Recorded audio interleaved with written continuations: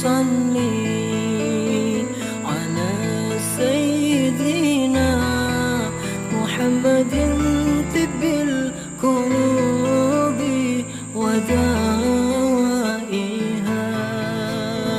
وعافية. Assalamualaikum warahmatullahi wabarakatuh. Bismillah walhamdulillah. Saudara-saudaraku, apa kabar? Semoga sehat lahir dan batin. Amin ya rabbal alamin. Hari ini kita memetik daun yang sangat viral akhir-akhir ini. Daun sungkai. Nah, bagi saudara-saudaraku yang penasaran, inilah daun sungkai. Dan ini adalah pohonnya. Jadi hidupnya liar, tumbuhnya liar. Daun sungkai ini tumbuhnya liar di hutan dan sangat banyak. Dan pohon ini sangat mudah hidup. Bagi orang yang di pedesaan, mereka biasanya mengambil batangnya untuk pagar. Kenapa batang ini diambil untuk pagar? Karena memang dia cenderung lurus, batangnya itu lurus. Nah, dibuat pagar untuk orang berkebun, berladang, dan biasanya itu ditancap saja, dia sudah hidup, sangat mudah hidupnya. Nah, inilah daun sungkai. Saudara-saudaraku, bagi orang di pedesaan, daun ini bukanlah hal yang baru. Karena dulu, konon orang-orang mengatakan, orang-orang yang ada di desa, mereka kalau biasanya demam, ya, dulu yang nggak ada, jarang orang pergi ke dokter, dan mereka hanya minum ramuan-ramuan seperti ini. Cuma akhir-akhir ini viral kembali karena konon katanya bisa mengobati COVID, ya, bisa mengobati orang yang terkena virus corona. Wallahu alam bishawab. Yang jelas penelitiannya belum, ya. Tapi bagi orang-orang yang ada di pedesaan ini bukanlah hal yang asing. Dan rata-rata mereka mengatakan wallahu alam bishawab. Jadi mereka mengatakan minum ini mereka sembuh. Ya. Jadi semuanya kembali kepada Allah Subhanahu wa taala. Saudara-saudaraku rahimakumullah. Nabi Musa alaihi salam di dalam syarah Rotibul Haddad itu disebutkan bahwa Nabi Musa alaihissalam suatu ketika pernah sakit, dan ketika sakit itu Nabi Musa alaihissalam kemudian mohon petunjuk kepada Allah Subhanahu wa taala. Nah, kemudian Allah Subhanahu wa taala memerintahkan Nabi Musa untuk meminum suatu ramuan yang berasal dari tumbuhan atau dedaunan. Nah, ketika itu Nabi Musa minum, dan berkat kekuasaan Allah kemudian sembuh Nabi Musa.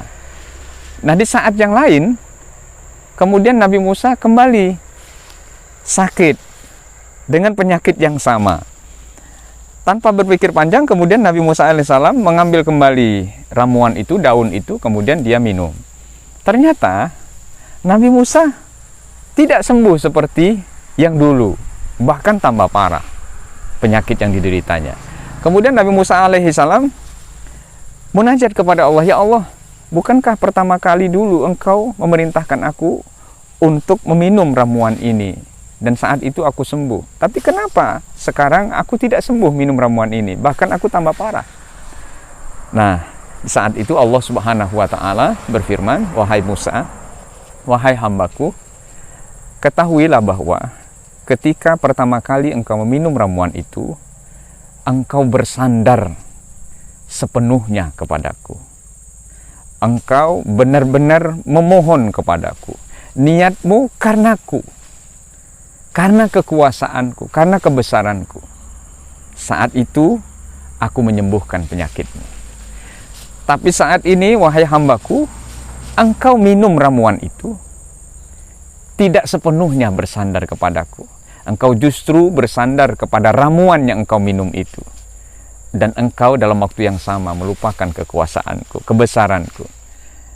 Saat itu juga Nabi Musa alaihissalam kemudian menyadari kekeliruan itu dan mohon ampun kepada Allah Subhanahu wa taala. Saudara-saudaraku, apapun itu, ramuan apapun, obat apapun itu adalah bagian dari ikhtiar kita untuk sembuh dari suatu penyakit.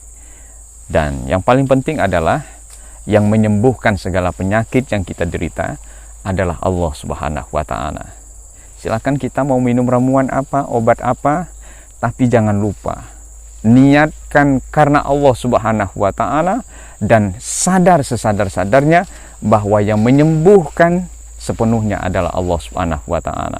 Maka bersandarlah kepada Allah, munajatlah kepada Allah. Jika kita harus minum ini, maka niatkan semata-mata kita mohon kepada Allah untuk kesembuhannya. Ini adalah sarana kita, ikhtiar kita untuk memohon kesembuhan dari Allah Subhanahu wa taala. Nah, saudara-saudaraku, Rasul Muhammad SAW juga mengingatkan kepada kita, Allah Subhanahu wa taala itu menurunkan penyakit dengan obatnya. Setiap penyakit ada obatnya. Maka berobatlah dan jangan pernah berobat dengan hal yang diharamkan oleh Allah Subhanahu wa taala.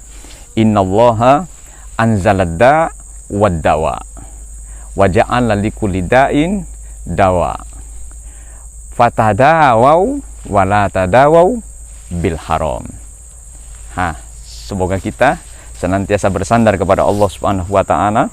Ikhtiar kita untuk sehat senantiasa kita tertuju kepada Allah Subhanahu wa taala. Yang membuat kita sehat, sakit, hidup dan mati semuanya Allah Subhanahu wa taala. Tapi kita juga harus berikhtiar sebagai manusia yang dhaif, sebagai manusia yang lemah. Wallahu a'lam bishawab.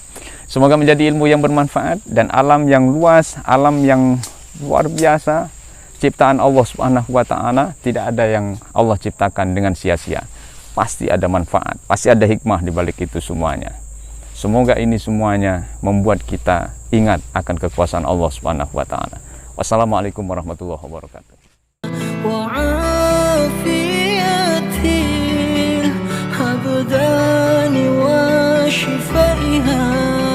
والنور الأبصار وضيائها